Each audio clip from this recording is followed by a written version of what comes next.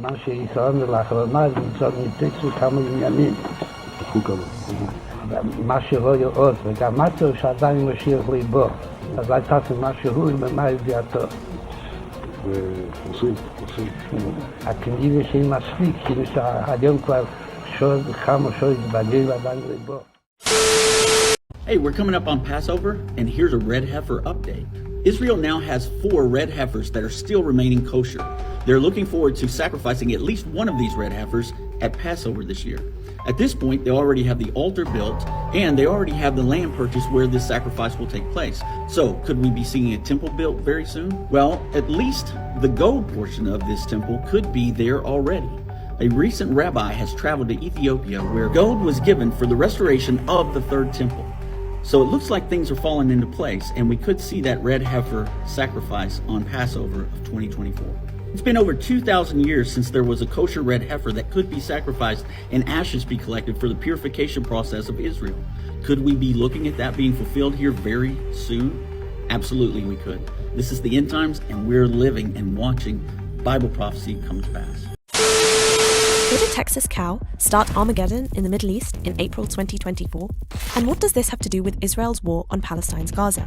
On the 100-day anniversary of Israel's brutal assault on Gaza, Hamas spokesman Abu Ubaidah released a video explaining the motivations behind the group's incursion into Israel on October 7th. Alongside Israel's continued occupation of Palestine, he also mentioned the bringing of red cows into the occupied Palestinian territories. Ubaidah was referring to the plans of numerous right-wing Israeli groups who believe that a red cow must be sacrificed in order for the Jews to progress plans to demolish the Al-Aqsa Mosque and build the fabled Third Temple in its place. It might sound like a conspiracy theory, but hardliner Israeli group the Temple Institute have already purchased and imported 5 red Angus heifers from Texas at a cost of $500,000. They have been grazing in a kibbutz in the occupied West Bank since 2022, with reports that the sacrifice is planned to take place as early as April 2024. The sacrifice of the red heifer has its roots in the Torah and the Talmud, and it is believed that the ritual is necessary to purify the Jews so that they can pray at the Al-Aqsa compound. The sacrifice will reportedly take place on a plot of land on the Mount of Olives facing the Al-Aqsa Mosque.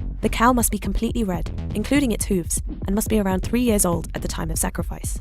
Following the sacrifice, the ashes of the cow are due to be mixed with water and used to purify selected Jewish priests and their adherents.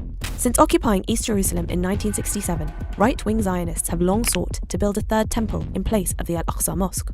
While initially the goal only of fringe groups such as the Temple Institute, the plan has been mainstreamed in recent years, with groups of settlers regularly storming the Muslim compound and attracting support from numerous politicians and commentators. Temple organizations have even submitted blueprints for the construction of the temple and prepared the ornaments it will hold. Last year, during the month of Ramadan, a temple movement activist was arrested after he and a group of Jewish extremists attempted to bring a goat into the Al-Aqsa compound for a ritual sacrifice. The decades-long Israeli excavations under the Al-Aqsa Mosque have also been condemned by international archaeologists and denounced by numerous authorities who say they are a means of weakening the foundations of the mosque to facilitate its demolition. If Israel were to attempt to demolish the Al-Aqsa Mosque, the third holiest site in Islam, it would trigger outrage across the Arab and Muslim world. However, even if these right-wing Jewish groups are unable to proceed with the demolition, many fear that the sacrifice itself could embolden Jewish extremists to occupy the mosque and further restrict the rights of Palestinians to access the holy site.